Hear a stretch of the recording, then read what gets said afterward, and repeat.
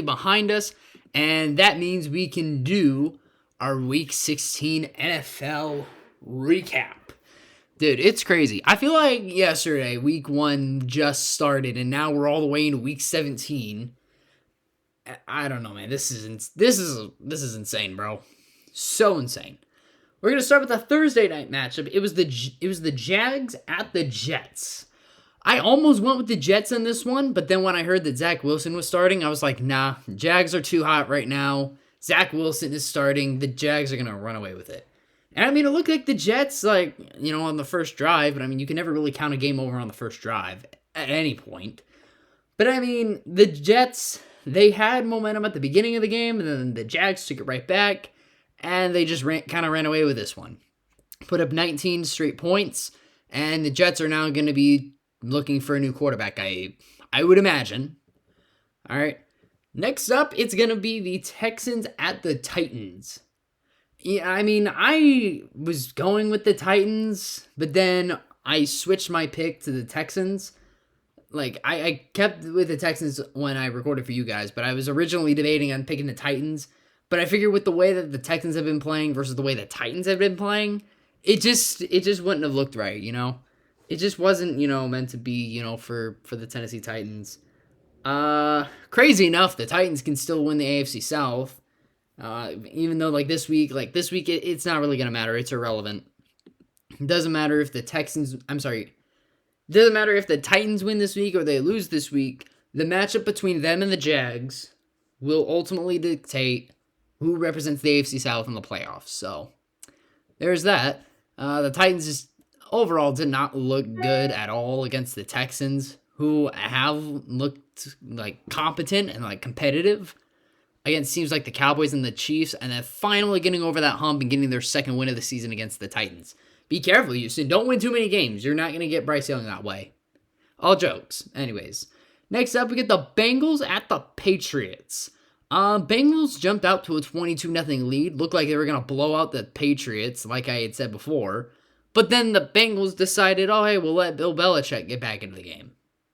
Bill freaking Belichick. But no, the Patriots, they're lucky the Patriots have an incompetent offense, and the Bengals kind of just ran away with it. Well, they didn't run away with it, but, they stayed at 22. I think they forced Ramondre Stevenson to fumble at the goal line, and then the Bengals just wound up getting one more fourth down stop after that, and then the Bengals won. So, there's that.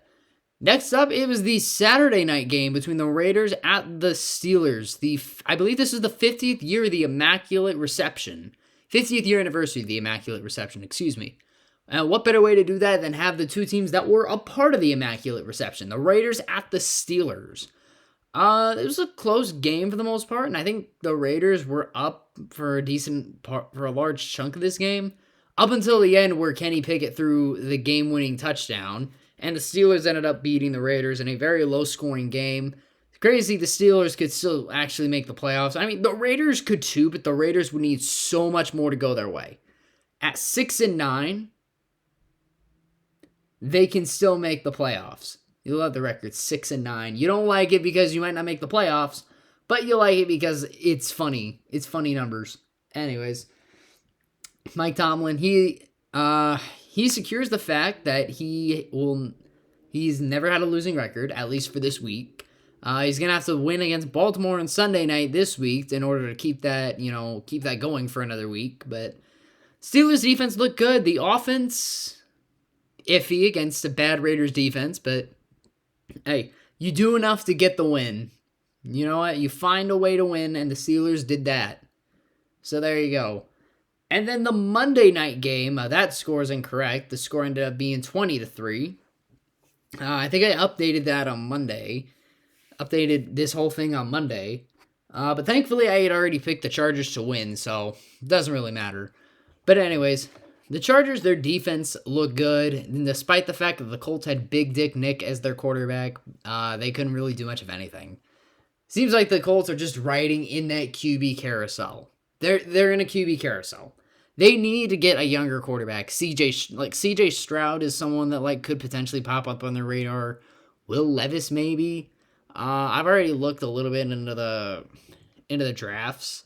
I'm not an expert on the draft by any means, but I've looked up some people for the Colts, so if they're smart, they might go and get a quarterback.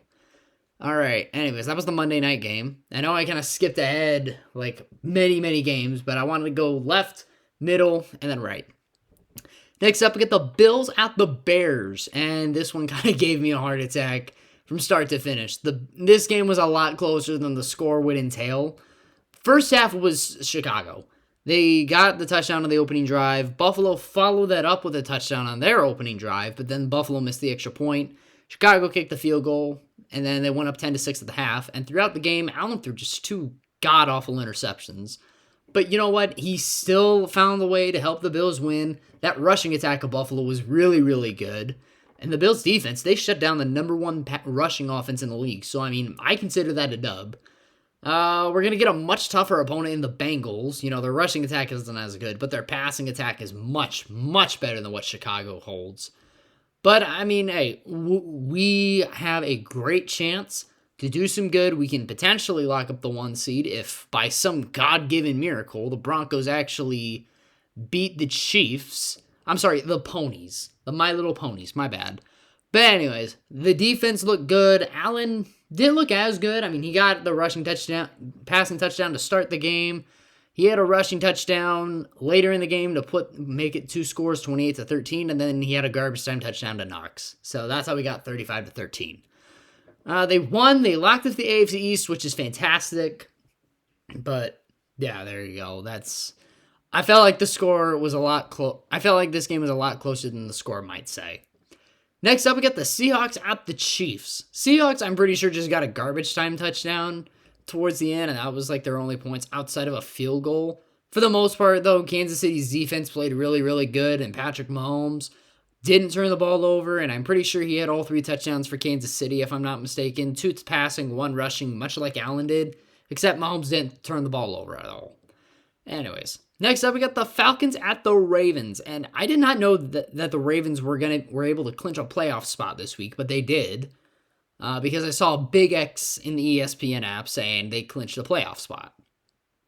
The Ravens' defense continues to look good. Ritter didn't look too bad, but I mean, he definitely could have been better. He also could have been worse.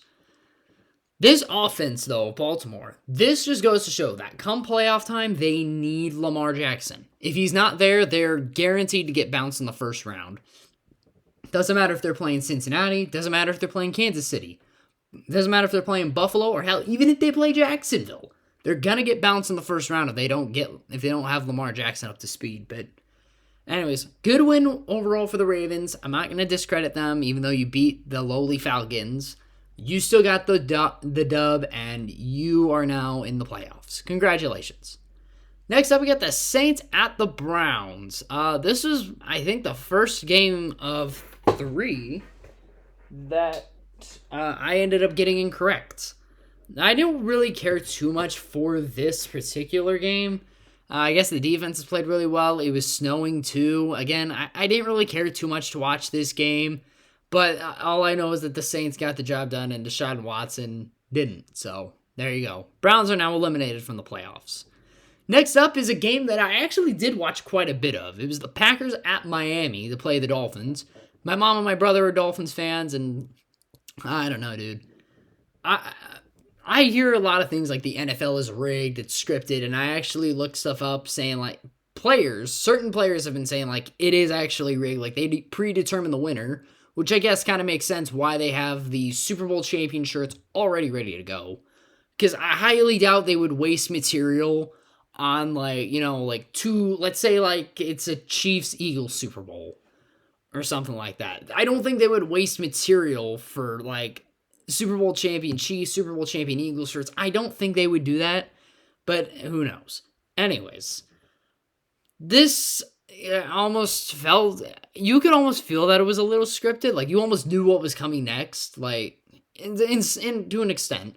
Miami jumped out to a nice 20-7 lead. They looked like they were going to get a lot of momentum going into the half. 20-10 lead, excuse me. But then they turn the ball over, and then the Packers get a field goal. They take about half the quarter, the Packers, and then score a touchdown. Then Tua, he hits his head on the ground hard, and then he throws 3 straight picks. I swear to God, he throws 3 interceptions on 3 straight drives. And the Packers defense hold up, and the Packers offense gets the win. I'm not going to discredit Green Bay. I could be totally wrong. This particular part couldn't have been scripted. Might not have been scripted. I don't know. But it just kind of seems a little weird, don't you think? Now, Tua's in concussion protocol, so I mean, I guess like you could say like that was probably the reason he threw those 3 interceptions and that it wasn't scripted. But I mean, hey, I hear many different sides to the argument of it's scripted or it's not scripted. But good win for the Packers overall, I guess. But for Miami, they've now lost 4 straight, and now they're going to lose their starting quarterback going up against the Patriots in Foxborough. All right. Next up is the Broncos at the Rams. I don't even want to talk about this one. On Nickelodeon, Patrick Starfish was roasting the crap out of Russell Wilson like, oh, that's not what he wanted to cook. No, I think he burned whatever he was cooking. That was funny.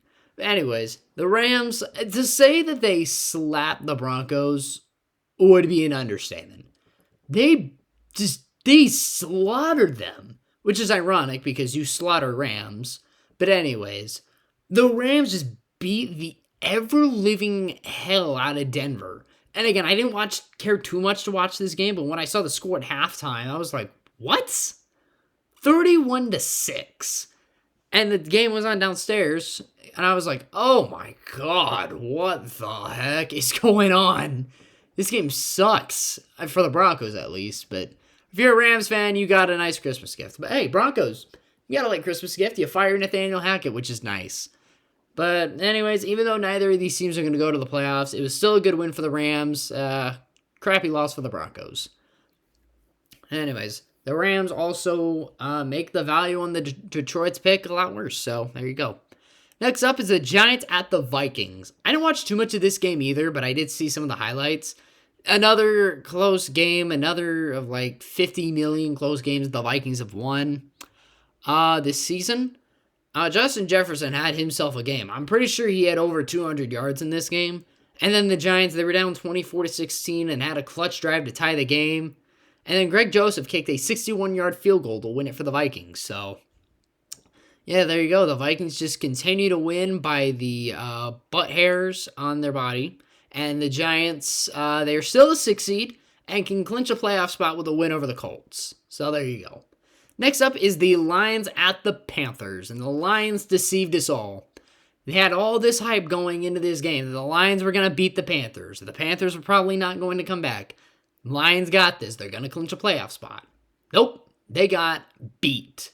They got beat down. That rush defense did not look good at all.